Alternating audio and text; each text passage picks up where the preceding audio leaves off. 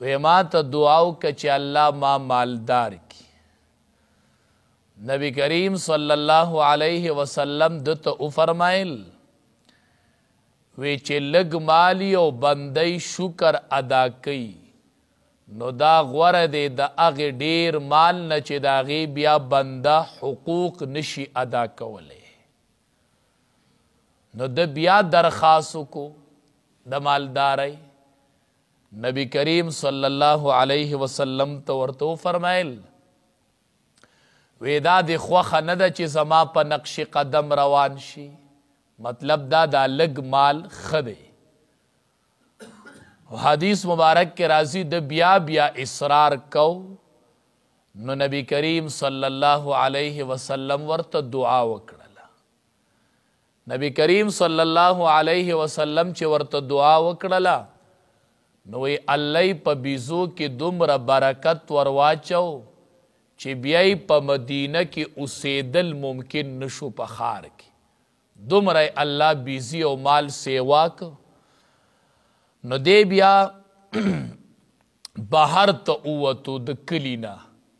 وی دومره د مال کې مشغوله شو چې صرف د جمعې مانځله براتو د جمعې منځونه ترې پاتې شول.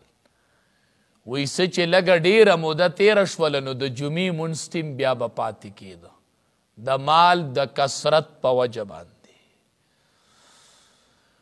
وی آخر د دې پورې چې د جمعې منځ ته به هم نه حاضرېدو بیا رسول الله صلی الله علیه وسلم سموده پس په ده پسې د زکات وصولونکی ولیږو چې زکات د ده نه وصول کړي. نو ده ورته ویې دا خو ما ته جزیه معلومیږي، دا خو ټیکس ما ته معلومیږي، زکات ته په دې نیت کتل اوس هم ډېر خلق وایي وی دا خو ټیکس دی، وی دا خو په موږ باندې ټیکس مقرر دی.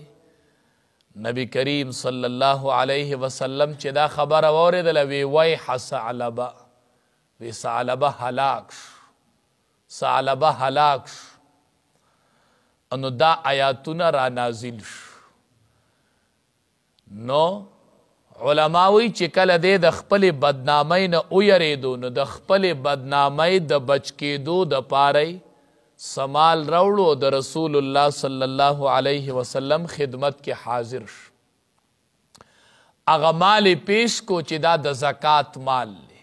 نورې دن د زړه کې نفاق خو صرف ځان د بدنامۍ نه بچ کو. نبی کریم صلی الله علیه وسلم ورته هغه مال واپس کو، وای ترې نه غس. بیا د ابوبکر صدیق رضی الله تعالی عنہ په خدمت کې د هغه په دور کې مال حاضر کو، هغه ورته واپس کو. بیا د عمر فاروق رضی الله تعالی عنہ په دور کې هغه مال راوړو، هغه ورته واپس کو.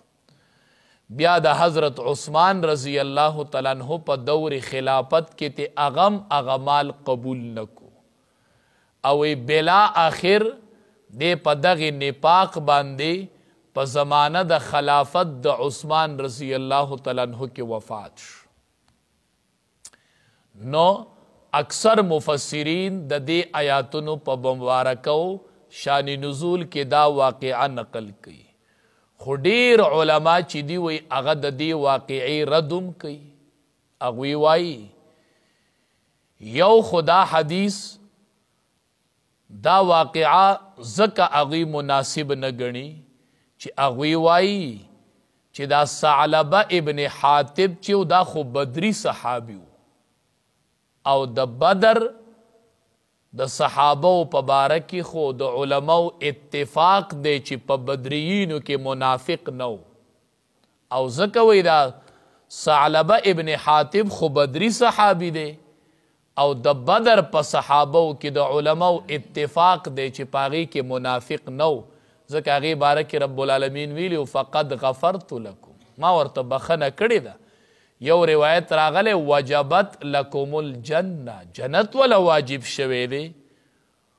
بهر صورت نو دا ثعلبه ابن حاتب خو بدری صحابي دی، نو دا روایت د هغه په باره کې نقل کول دا مناسب نه دی. د بدرین مبارک کې خو ډېر روایات د بشارتونو راغلي دي، نو څنګه بدري صحابي په منافقت په حالت کې مړ شو. دویم دا علما وایي چې د دې حدیث په روایت کې هم ډیر ضعف دی، ضعف او کمزوري ده پکې. ډیرو حضراتو د دې حدیث پر راویانو باندې هغې جرحه کړې ده او دای ثابته کړې ده چې په سند کې ډیر راویان ضعیف دي.